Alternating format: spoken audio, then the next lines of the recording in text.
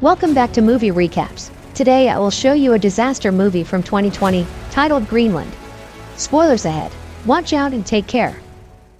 We see construction work being done on top of a massive building. Two men are talking about some delays. The one that's frustrated with the situation is the boss, John.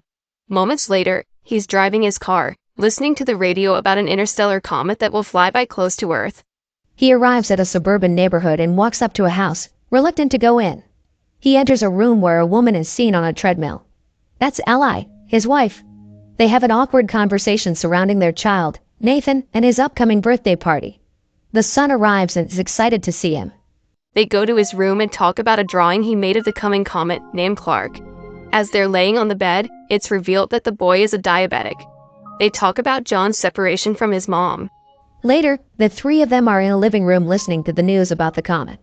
The interstellar body is moving fast toward Earth and is made up of many pieces of ice trailing behind it. That night, he's seen moving back in the house, taking the guest room. The next morning, the dad is listening to the news about the comet again. They're saying that pieces of the comet will fall on Earth, but that there's no reason to worry.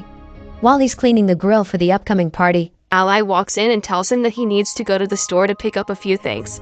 He takes his son with him, and while still at the parking lot, everyone is looking up at the sky. They see the comet approaching. Inside the store, as they are shopping, John gets a presidential alert on his phone and then an automated call. No one else in the store is getting the same alert. He is informed that him, along with his wife and his son, are chosen for emergency shelter relocation. The same alert is shown in the house TV, but Ally doesn't see it. John quickly leaves the store with his son. As they're driving home, he sees military vehicles and planes going the other way. When they arrive home, the people have already gathered for the party. John goes to talk to Ally in the kitchen and asks her if she got the same alert. She dismisses him, thinking it's just a test, but he tells her about the military he saw on the way, suspicious about what's happening with the comet. Both of them come back to the living room, where everyone is watching the news, expecting to see a part of the comet hitting the Atlantic Ocean. No one is worried as an image of the fragment is shown on the TV screen and the kids start counting down. When they reach to one, waiting to see the splash in the ocean, nothing happens for a moment. There's a little earthquake and John walks out of the house. He sees a flock of birds flying away, when suddenly a massive shockwave hits him over, felt inside the house as well. He comes back in and everyone is scared, still listening to the news. The newscaster announces that the piece has impacted a city in Florida with a shockwave that was felt for thousands of miles. The city was completely destroyed. As an orbital shot of the comet hitting is being shown on the news, the people wonder if more pieces will hit the planet. John gets another presidential alert. The call plays on both his phone and the TV, so everyone can see what the message says. None of the others are getting the same message, which states that John can't take anyone else to the shelter, except his family. He gets a security code to enter the plane on his phone. The others leave in a panic. John and Ally are packing, worried if they'll have enough insulin for the boy. The child asks about his grandpa. Ally is preparing food and listening to the terrifying news, as John goes to get Nathan, who says that the sky is on fire. Pulling out of the driveway, they see that none of their friends got the same call. One of them tells the family that the news is reporting that a huge piece of the comet, called Planet Killer, will hit the Earth in 2 days. As they are leaving, another neighbor runs to them, begging to take their daughter. John refuses and they drive off, arguing in the car that even if they did take her, she might have been turned away at the airbase. Later, as they are driving, people are seen already looting the stores. Suddenly, they drive up to a massive traffic jam on the highway and John goes the other way, taking a side road. They're listening to the news on the radio, saying that there have been more impacts than others are expected, which might take out entire cities or even cause an extinction-level event. They arrive at the airbase, being guarded by the military. People are gathered around the doors because they're not being allowed in. The family pushes through the crowd and is allowed entrance with the barcode they received. Once inside, they are given wristbands for personal identification and are told to move all their things into one smaller bag. Suddenly, they realize the insulin for Nathan is gone and John goes to take it from the car. Ally goes to tell the soldiers about her husband, but tells them about the boy's diabetes and causes a problem. She's taken to a superior officer that informs her that someone with a chronic condition can't be on the plane. Ally tries to reason with her, but she gets turned down.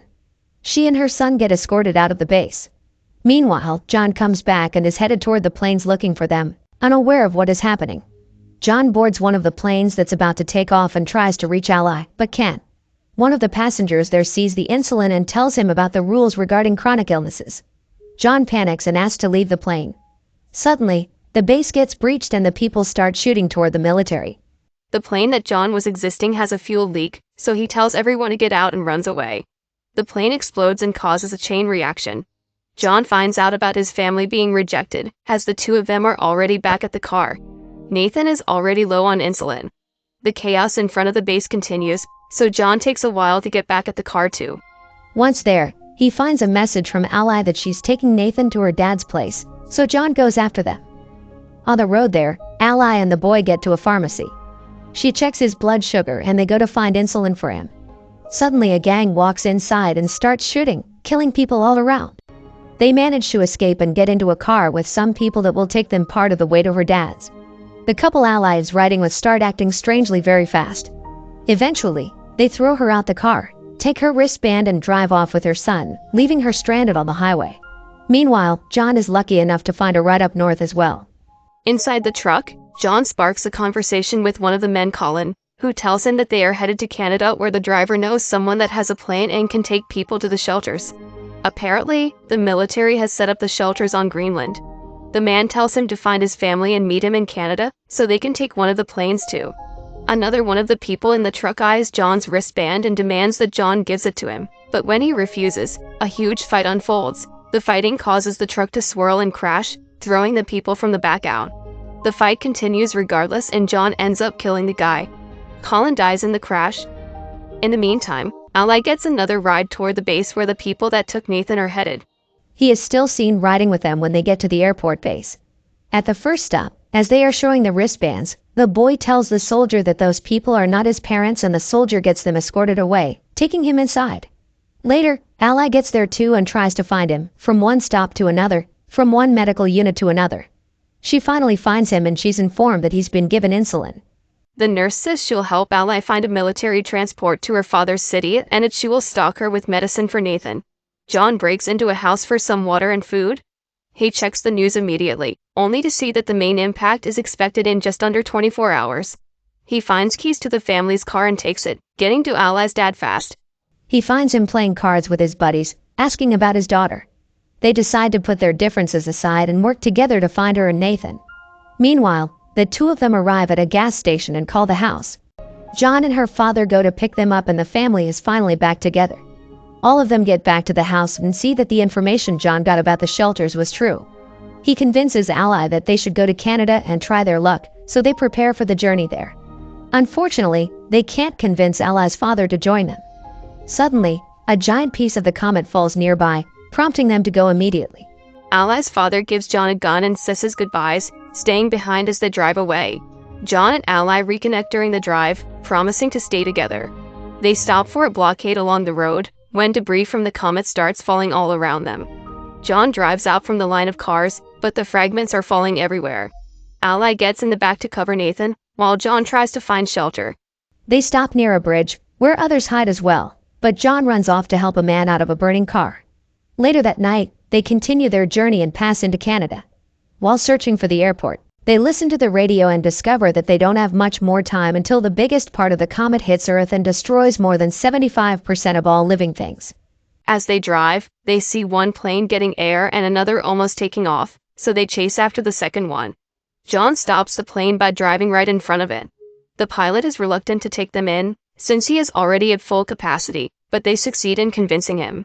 John has a dream about better times, and when he wakes up they are approaching Greenland. The place seems unaffected by the comet, until a moment later a fragment impacts the water and creates a shockwave that hits the plane. Both engines are failing as the pilot tries to keep the plane in the air. They glide through the air, landing smoothly, but hit the glacier. The pilots are pinned on impact, but John isn't able to help them. He sees a military plane land a mile away, so he shows the people from the plane there, and when they arrive, a military truck takes them in and gets them to the shelter.